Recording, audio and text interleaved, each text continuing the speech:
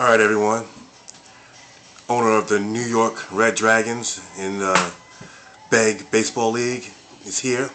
Also the commissioner in the Madden Lovers Dynasty League, owner of the New York Demons, chiming in. I just want to say that this is about my upcoming baseball championship, my first one, and that I'm very happy to have won this.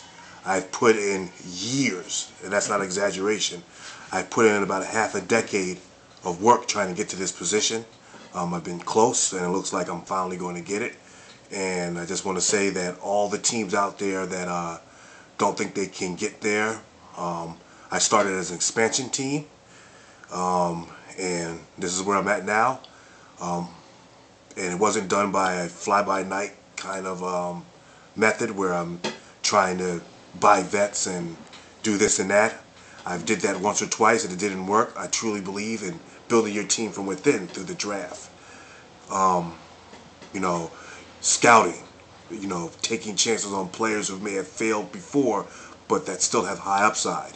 I do believe it all starts though here. And if you look, you see I have all the Baseball America prospect handbooks starting back from 2006. And that's where it starts at. I don't just rely on the organization's top 10s. I do in-depth scouting down to the 30th ranked player in an organization. That 30th ranked player could be the first ranked player next year. So you got to know how to scout and take chances on players. If you look at my roster, more than 75% of my roster is built from within.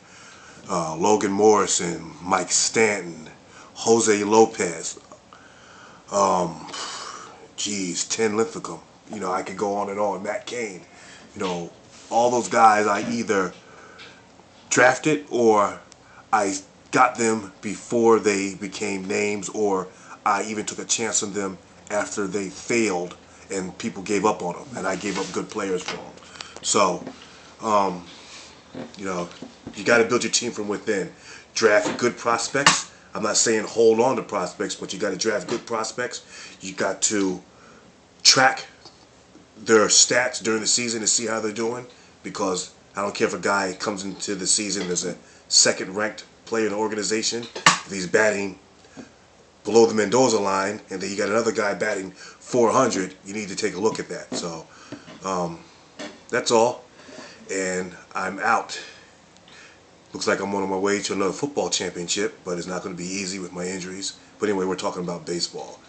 Next year I'll be back, but I feel like I finally got over the hump. And the funny thing is, this year, I did the least work coming into this season. Usually before the draft starts, I have this prospect handbook read cover to cover. I have my draft board set up with my prospects in an Excel spreadsheet. This time I did none of that. I missed the draft. I actually got to the draft in like the 4th round. And if you look at my draft, I drafted people like Oliver Perez, the computer. No one from my draft is currently on my roster. So that'll tell you something. Terrible draft, the worst ever. I didn't finish the handbook until about mid-May, and got my draft board together and redid my whole farm system. So, that goes to show you that, my success this year is not based off what I did this year. It's what I did the previous years with the draft and scouting and stuff. So again, that just solidifies the theory. You've got to build from within and you got to scout. Later.